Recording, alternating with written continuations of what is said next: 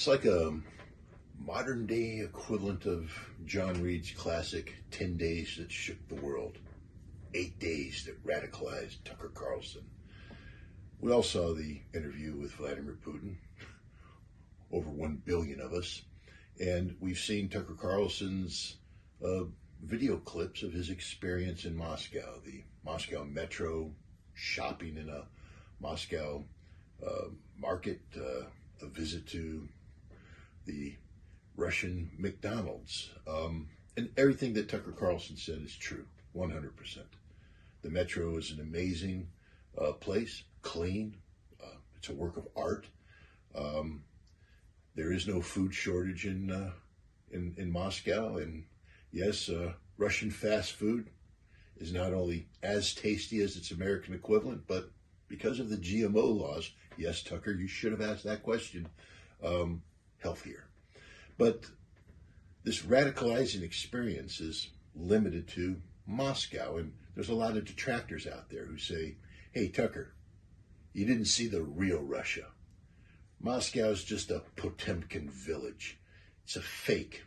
It's just a put-on for useful idiots like yourself who come to Russia but only see Moscow, fed a bunch of propaganda, and then leave thinking this is paradise on earth. Well, to the detractors of Tucker Carlson, I have been to the rest of Russia. In May, when I made my first visit to Russia since the collapse of the Soviet Union, the first city I landed in wasn't Moscow. It was Novosibirsk. Now, is Novosibirsk as brilliantly lit up as Moscow? No. It's not a city of 13 million. It's not the capital of the Russian Federation.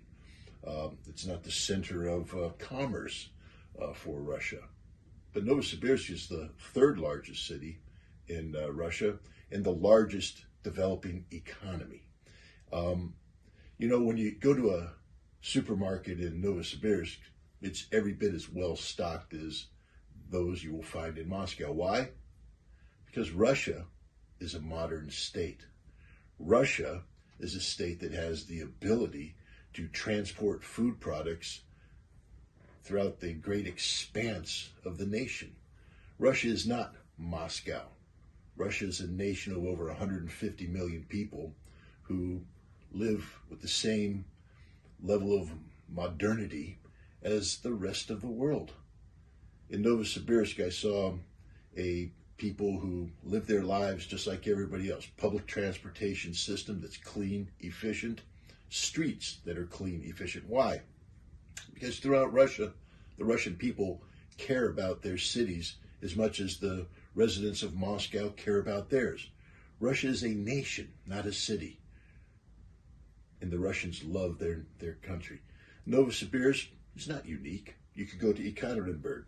Ekaterinburg calls itself the third city of Russia, even though it's the fourth largest city. But like Novosibirsk, it has a large and vibrant economy. Industries exist and are being built. Public transport, again, clean, efficient. Stores, fully stocked. And yes, there are fast food restaurants in Novosibirsk, in Ekaterinburg, in Irkutsk, in every city I visited. But there's also restaurants, vibrant, thriving restaurants. Restaurants that serve traditional Russian fare. Restaurants that serve traditional Ukrainian fare. Restaurants that serve Italian food, French food, American steakhouses. And yes, the steaks are pretty good. If you want to get radicalized, don't just limit your visit to Moscow. See Russia, all of Russia. And what you find out is that what Tucker Carlson experienced in Moscow is an experience that can be replicated again and again and again over a multitude of time zones through a tremendous diversity of cultures. If you want to get radicalized, visit Russia, the real Russia.